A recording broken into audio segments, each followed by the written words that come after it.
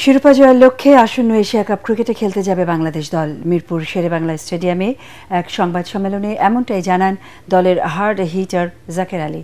বেশ কিছুদিন ধরে ইংলিশ কোচ জুলিয়ান উডের অধীনে পাওয়ার হিটিং শিখেছেন জাকের আলী অনিক ও পারভেজ হোসেন ইমনরা।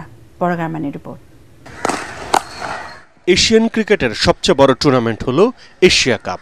1984 সালে শুরু হওয়া এই টুর্নামেন্টের সবচেয়ে সফল দল ভারত। অতীতের 16 আসরের মধ্যে রেকর্ড 8 বার চ্যাম্পিয়ন হয়েছে তারা। শ্রীলঙ্কা 6 বার আর পাকিস্তান জিতেছে 2 বার। কিন্তু আজও এশিয়া কাপের শিরোপা অধরাই রয়েছে টাইগারদের। ইংলিশ কোচ জুলিয়ান উডের পাওয়ার হিটিংয়ে এবার শিরোপা জয়ের স্বপ্ন লাল সবুজের দলের। আমরা এবার এশিয়া কাপে ইনশাআল্লাহ আমরা চ্যাম্পিয়ন হওয়ার লক্ষ্যে যাচ্ছি। এটা আমি পার্সোনালি আমি বলতে পারি যে আমি চ্যাম্পিয়ন হওয়ার জন্যই যাচ্ছি। আর ইনশাআল্লাহ ড্রেসিং রুমে এটা সবাই বিলিভ করে, বিশেষ করে এখন আমাদের যেরকম এনভায়রনমেন্ট আছে, সবাই যেরকম এফোর্ট দিতেছে, ইনশাআল্লাহ আমরা সবাই বিশ্বাস করি আমরা এবার চ্যাম্পিয়ন হওয়ার জন্যই যাব। ইংলিশ কোচের অধীনে নতুন নতুন অনেক কিছু শেখা হচ্ছে বাংলাদেশের ক্রিকেটারদের। এর আগে টানা 2টি সিরিজ জিতে মনোবলের তুঙ্গে আছে টাইগাররা।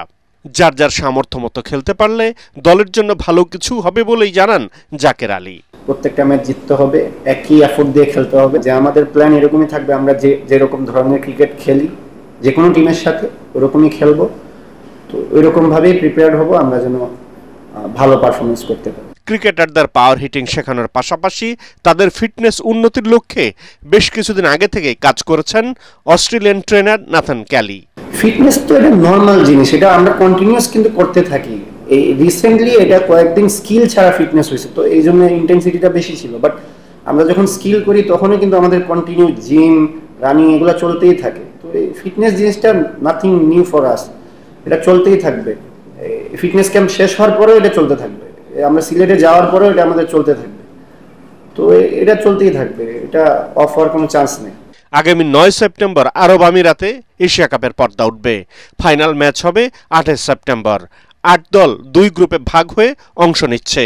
11 সেপ্টেম্বর হংকংয়ের বিরুদ্ধে ম্যাচ দিয়ে এশিয়া কাপ মিশন শুরু করবে বাংলাদেশ। পরাগারমান, এটিএন বাংলা, ঢাকা।